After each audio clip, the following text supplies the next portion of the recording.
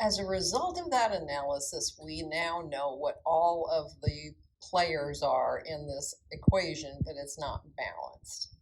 All right, we have to go through that. And the nice thing about these, which are called double replacement, because they swap partners, right? The nice thing about them is that they are pretty nice when you're balancing them because the things are not coming apart, right? The nitrate is a nitrate. It doesn't come apart into nitrogen and oxygen. Same with the phosphate, it behaves itself. So we just sort of look through here and say, well, I had 1 and then 2, 3, and just 1. And here's a 3 and a 2 and a 1 and a 1 nitrate. And you look it over and all of a sudden you realize there's 2 of these. So you can start balancing by saying, hey, if there's 2 of these, there's going to have to be 2 here, and you'll put this 2 in. Then as a result, you realize you've got 6 sodiums. Oh, well, I need a 6 here. Okay, as a result of that, then, there are 6 nitrates. Come back over here. There were only 2. Well, now there's 3. And then when you do this last one, 3 magnesiums, it leads you right back to the 2 phosphates, and you know you're done because you've wrapped all the way back around to where you started.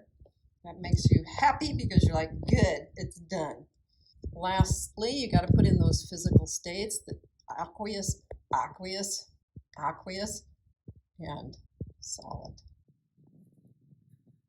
Now, if you want to go on from the molecular equation, you do the complete ionic equation, and just anything that was AQ, you break it up. So, whoa, where'd the AQ go here? It's missing. Oh dear.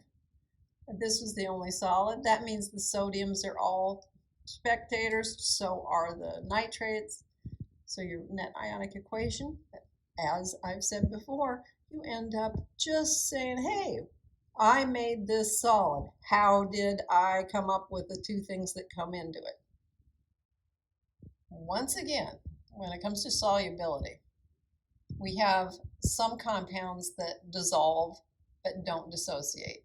Those are those covalent ones that it's just molecules of sugar, for a great example. The ionic compounds dissolve and also dissociate. If we're looking at this potassium chromate and we say that it dissociates, then we are saying that it comes apart and then you have a chromate that will be surrounded by water molecules and potassium ions, which will be surrounded by water molecules. Hence, it will dissolve and just form a clear yellow solution. Now, clear refers to the fact that you can see through it. It doesn't mean it is colorless.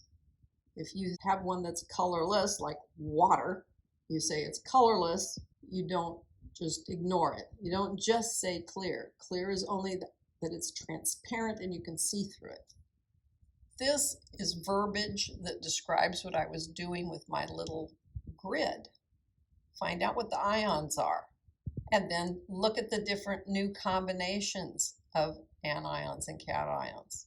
Then you can figure out, but we don't do this in this class because this is numeric. But at a certain point, it turns out that precipitation reactions can be used to figure out what the concentrations of ions were in the original solutions.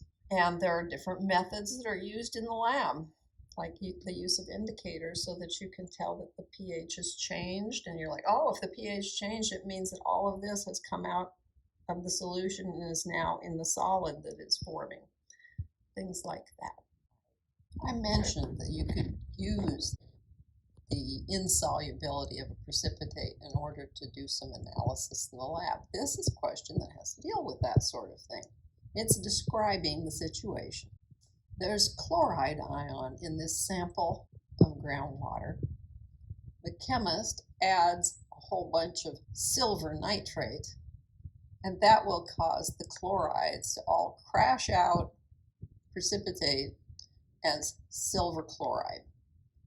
Once they've dried out the precipitate, they figure out that it weighs 71.7 milligrams. Now remember, that precipitate is silver chloride.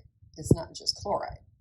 The question then is, what's the chloride concentration in the original sample in milligrams per liter? Okay, let's think about this for a minute. We know this formula. It's AgCl. For every silver, there is a chloride. So if I know the mass of the total thing, I can figure out what part of that was chloride. How am I going to do that? I'll go look up the masses of both the silver and the chlorine and figure out what the mass of the silver chloride is. I want to know about the chloride. What I have access to is the silver chloride. I know that the mass of the chloride ion is this much compared to the total 143.32. Okay, so I've just used the masses here. This was my way of bridging it as far as understanding the problem. And then these are the numbers that apply.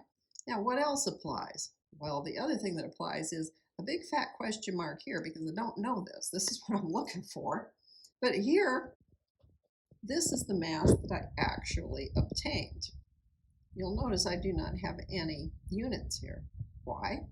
Well, because they canceled out, so I don't have to have the units.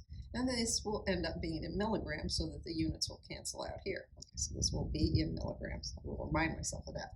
But this is just a ratio. So I can go ahead and do that on my calculator. When I do, I find out, I'll put an X here because that's more formal.